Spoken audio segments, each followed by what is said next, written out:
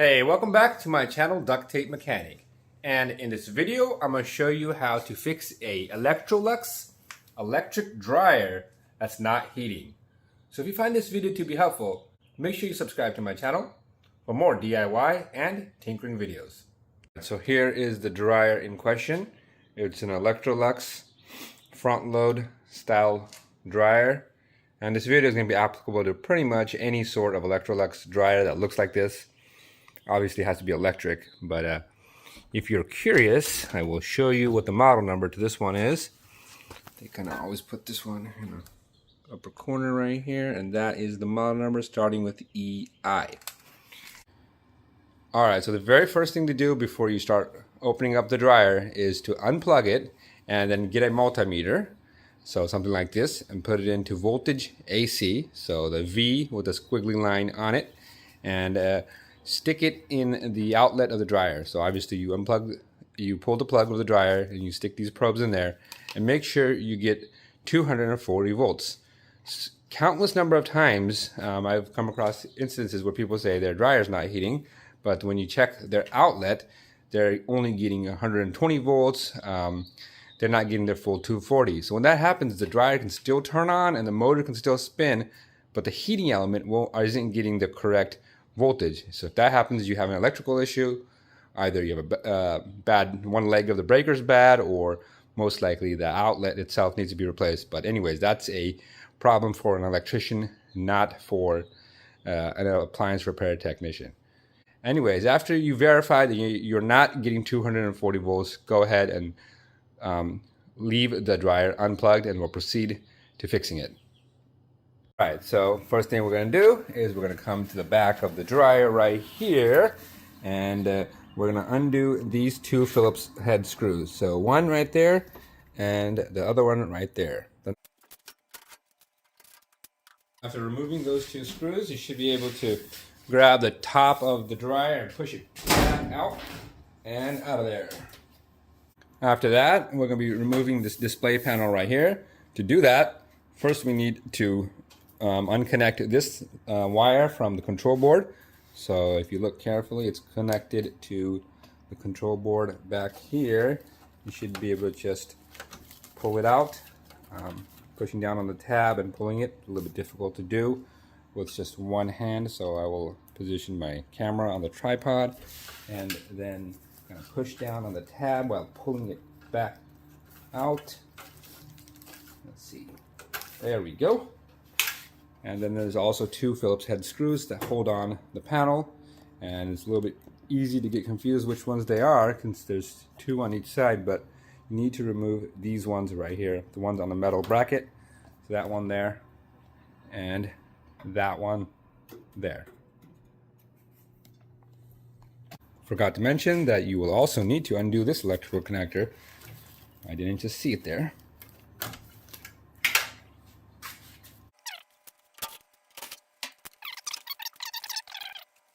That we're going to be taking off the whole front door right here, and in order to do that, there's two screws in this corner, 1, 2, and then you'll have to open up the door right here, and there's two screws right here. These are going to be a little bit longer Phillips head screws, so 1 there and 2 there, and then finally there's 2 screws all the way on the bottom. You're probably going to have to tip back the dryer. I'm going to try to attempt to tip it back with one hand. Let's see how successful I am at doing that. And then you can see the screws right there. So there's one on that side and one on that side as well. So those 6 screws will need to come off in order for the door to come off.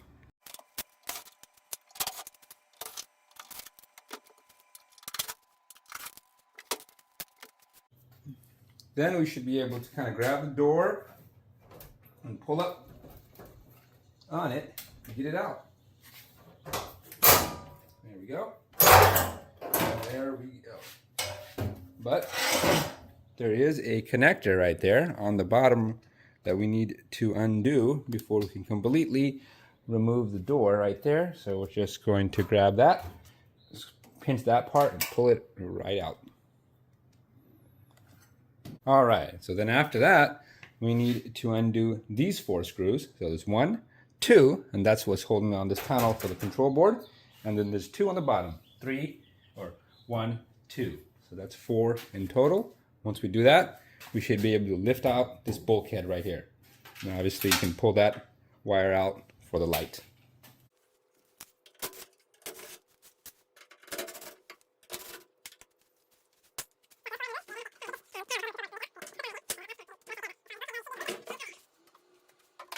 All right, almost there, I promise you. All we need to do now is remove the drum. In order to do that, though, we do need to unhook it from the motor and pulley assembly, which is right there. And I will attempt to show you as I undo that belt from the pulley. So, all right, so I managed to set the camera down, and then I'm gonna come over here to show you. I'll push back on the pulley. Well, take the belt off the motor pulley.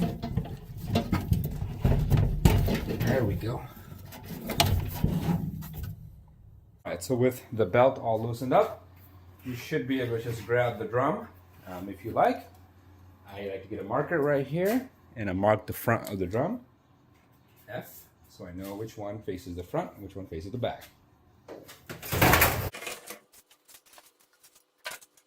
Alright, so I'm going to do a quick measurement just to show you how they're done. So I've got my multimeter on continuity mode, and I'm going to put 1 probe on this terminal here and 1 here, and you see that we have no continuity. So that tells me that there's a break somewhere in this heating element.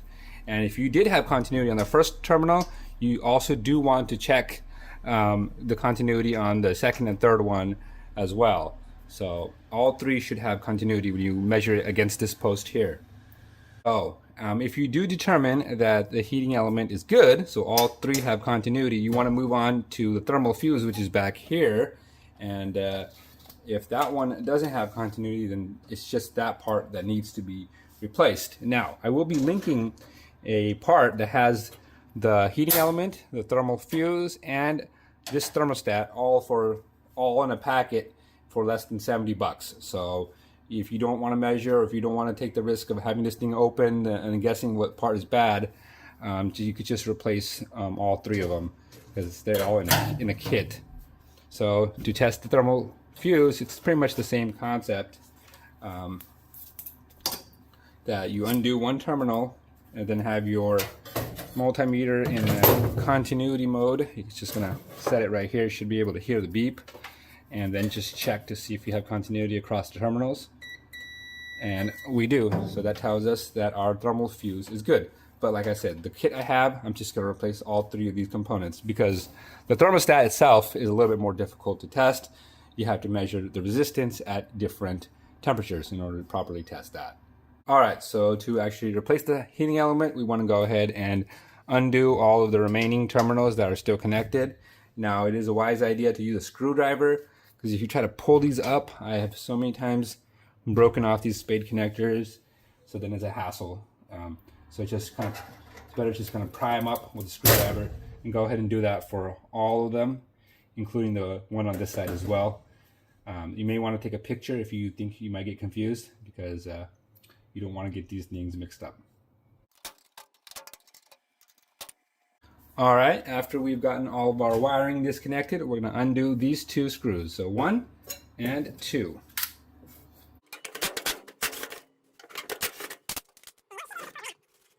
All right, so here is the kit for the dryer heating element. I will link it in the description of this video, and it should also pop up around now. Like I said, it should be less than 70 bucks. So that is well worth it. This kit includes the heating element, which is right here, and all we're going to have to do is transport this bracket onto here, which shouldn't be a big deal, and that's exactly the same right there.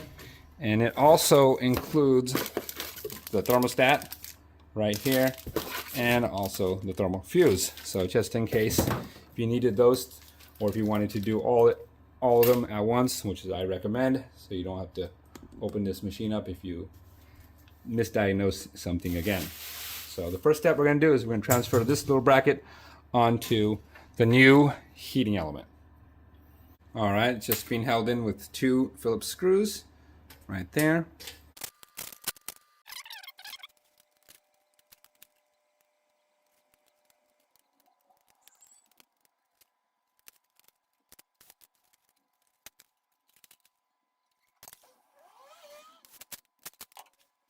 After that, we're going to go ahead and just install these components. We can use the screws from the previous one as well.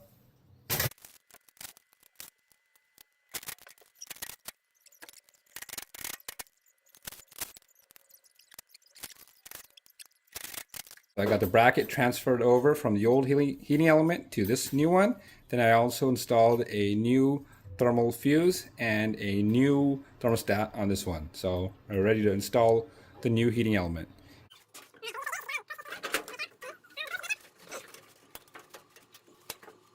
That's how it should look like when it's properly installed. The holes are lined up and this slot is lined up right here.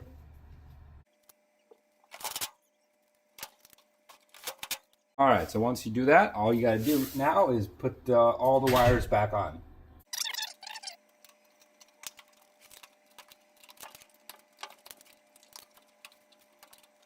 Alright, so the only thing left now is to put everything back together.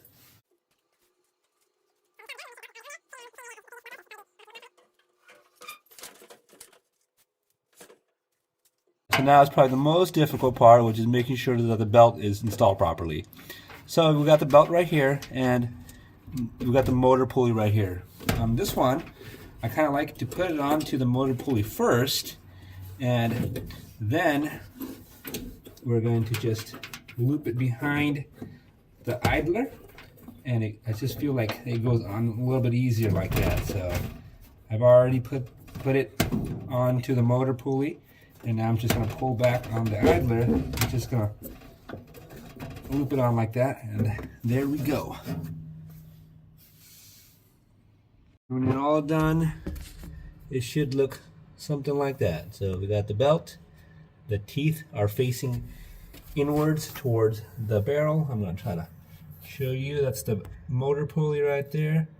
Yours should look like that when it's done. So if it doesn't, keep trying something else. Alright, after that we're going to go ahead and install this bulkhead on there. So to do that, you want to make sure that the rollers go into underneath the tub, or the drum I should say, and that at the same time these holes will line up. So I'll show you what that looks like.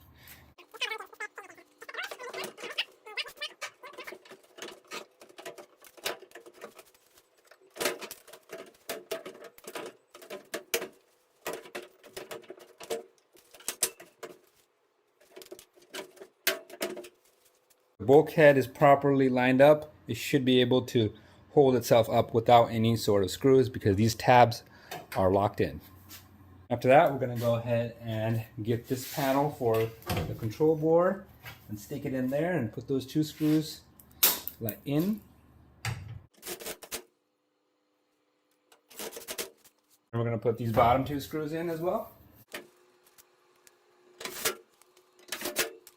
We can feed that wire back through this hole right there and just go ahead and plug it in. It's just for the light in the drum. At this point, I do like to give the drum a little bit of a spin to make sure it's spinning properly, not any clunking noises or screeching noises, which it looks like it's spinning pretty good. You can kind of move it back into where the old drum marks are. It's pretty good. Next, we're going to be reinstalling the door, but prior to doing that, don't forget to rehook up the door switch connector, otherwise your machine is not going to work. Alright, go ahead and put the door back on. It's got these little spiky parts right here, and those go into the square holes right here.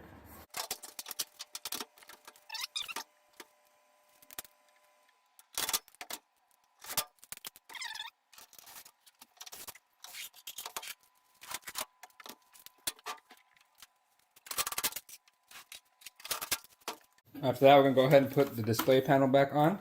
So just put the tabs in on the bottom first.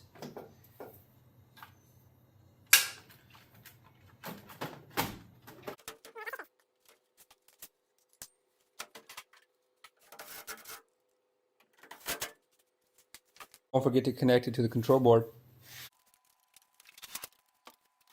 Let's go ahead and put the top back on as well.